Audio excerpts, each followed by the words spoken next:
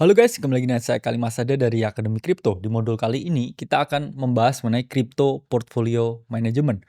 Cara mengatur portfolio kripto untuk memaksimalkan pertumbuhan. Sebelum modul ini dimulai, nothing I say is financial advice dan video ini hanyalah analisa internal yang kita lakukan. Kita membuat video ini untuk membantu teman-teman belajar mengenai cryptocurrency dan juga aset masa depan. Topik ini mengenai portfolio management ini banyak sekali ditanyakan oleh teman-teman semuanya. Jadi saya melihat banyak sekali orang ini yang tidak melakukan manajemen portofolio secara benar dari segi timing, entry, kemudian sizing, dan juga rebalancing.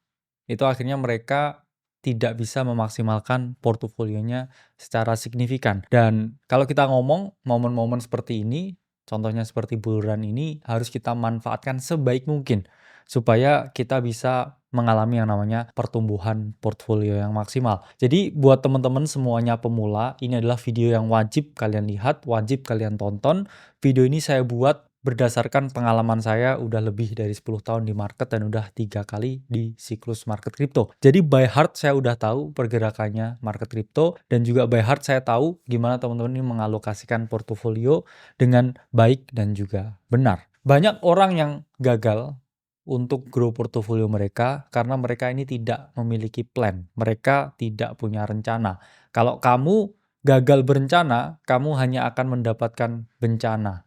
Jadi kalau kamu nggak bisa membuat plan yang bagus, gimana kamu mau mengeksekusi plan tersebut? Jadi di sini teman-teman harus paham bahwa plannya ini harus sangat solid, harus sangat cemerlang, supaya portofolionya bisa grow dengan signifikan. Nah, untuk planningnya nanti akan kita bahas secara detail, sangat amat mendalam di series modul ini. Jadi ini ada 5 video di modul ini yang bisa teman-teman tamatin semuanya, teman-teman dengerin semuanya, game plan kita seperti apa, cara kita mengelola fund kita seperti apa, dan bisa teman-teman praktikkan supaya teman-teman bisa planning juga supaya portofolionya bertumbuh dengan maksimal.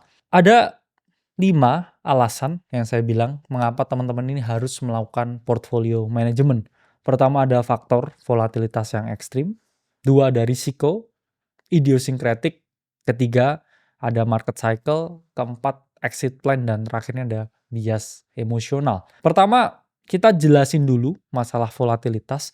Kripto ini memang volatilitasnya ini sangatlah ekstrim. Apa artinya volatilitas yang sangat ekstrim? Ada season di mana harga ini mengalami kenaikan yang signifikan, tapi ada season juga harga ini nggak kemana-mana. Jadi ketika harga ini nggak kemana-mana, saya bilangnya itu adalah low liquidity season atau musim di mana tidak ada dana injection yang masuk, kemudian money supply juga relatif flat. Di situ harga kripto ini cenderung mengalami penurunan. Kalau Bitcoin mungkin keturunannya hanya 30%, tapi kalau low liquidity season di mana udah nggak ada injeksi masuk terus orang-orang jual-jualin barang, altcoin itu bisa drop sampai 90%. Dan di siklus ini kita udah melihat price action dari altcoin yang mengalami kenaikan, mengalami penurunan, mengalami kenaikan, mengalami penurunan. Tapi penurunannya ini bukan base rally dan juga base rally lagi, tapi yang ada justru mereka turun 90% terus udah nggak bisa recover lagi. Jadi kalau saya lihat ya selalu ada quarter 1, quarter 2, quarter 3, dan quarter 4. Biasanya ini cukup acak. Ya misalkan di quarter 1 high liquidity season, semua bullish. Kemudian ada 6 bulan di sini ya. Kita ini nggak gerak kemana-mana, harga cenderung turun, semi-semi bear market, kemudian high liquidity season lagi. Nah, kalau kita lihat ya grafik total 3, yang mana adalah grafik yang menunjukkan mengenai pergerakan harga dari aset kripto selain Bitcoin dan juga Ethereum, dan kita bagi ya di kuartal by kuartal. Nah, ini contohnya seperti ini. Nah, di sini misalkan kita lihat ya kuartal by kuartal ya, kuartal 1, kuartal 2, kuartal 3, kuartal 4. Ada musim di mana seperti ini ya, teman-teman. Ini benar-benar low liquidity ya. Nah, teman-teman juga harus melihat ya, ada season-season seperti ini. Ini adalah low liquidity, di mana kalau kita melihat ya di season ini, misalkan 1 Juni 2023 ini harga altcoin ini juga nggak kemana-mana ya. Kemudian ada masa ya di mana ini high liquidity, di mana altcoin ini mengalami kenaikan yang signifikan seperti ini. Teman-teman beli apapun itu pasti naik. Terus balik lagi nih ya, kadang dia juga ada ya low liquidity lagi, baru kemudian high liquidity lagi. Jadi teman-teman harus paham juga nih, kapan harus agresif, kapan harus enggak, dan chart total 3 ya atau chart others ini biasanya teman-teman bisa gunakan untuk memaksimalkan kapan nih teman-teman harus agresif atau enggak. Biasanya juga ngikut dengan harga Bitcoin, ya kita juga bisa lihat ya indikator money supply, karena ada musim-musim di mana yang terjadi adalah seperti ini ya. Kalau ini rally ya, kalau ini nggak rally sama sekali. Ini juga nggak rally sama sekali, kemudian dia naik.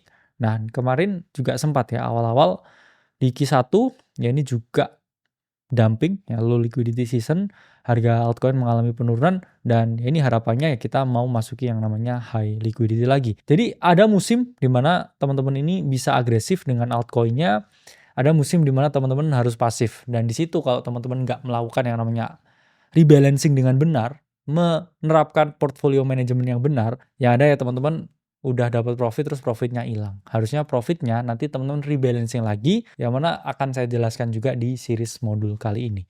Orang banyak sekali yang melakukan backholding di siklus sebelumnya, terutama kalau kita ngomong 2018-2021. Saya berhasil dari 30 juta ke 7M di 2021, itu saya benar-benar close semua posisi di atas. Artinya saya nggak membiarkan back saya atau portofolio saya ini balik lagi ke titik awal, bahkan jauh turun lebih rendah. Karena fakta yang terjadi ya teman-teman, market crypto itu bergerak sesuai dengan siklus, dan siklusnya itu seperti ini ya. Banyak orang ini yang memperoleh keuntungan yang secara signifikan ya. Mereka buy ya di sini, terus di atas ini ya. Ketika mereka udah cuan, nah ini harusnya melakukan sell ya, atau mereka harusnya melakukan penjualan di sini, tapi mereka nggak jual. Artinya apa ya? Artinya mereka kehilangan kesempatan untuk melipat gandakan posisi yang mereka miliki. Dan kemudian ya market itu akan selalu berbalik seperti ini. Dan yang udah teman-teman harusnya udah cuan maksimal, akhirnya nggak bisa teman-teman maksimalin ya, dan dia kembali lagi. Kalau kita melihat ya berbagai altcoin yang ada di market, itu siklusnya sama seperti itu ya. Ini contohnya adalah Mana ya atau Decentraland. Nah, ini apa yang terjadi di sini? Ya ini cocok seperti yang saya gambarkan ya. Harga ini mengalami kenaikan yang signifikan, kemudian orang di sini harusnya jual ya, tapi nggak mau jual. Oke. Bayangkan nih di sini teman-teman ini udah mengalami kenaikan yang luar biasa ekstrim, hampir 10.000%. Di sini nggak klik tombol sell, apa yang terjadi?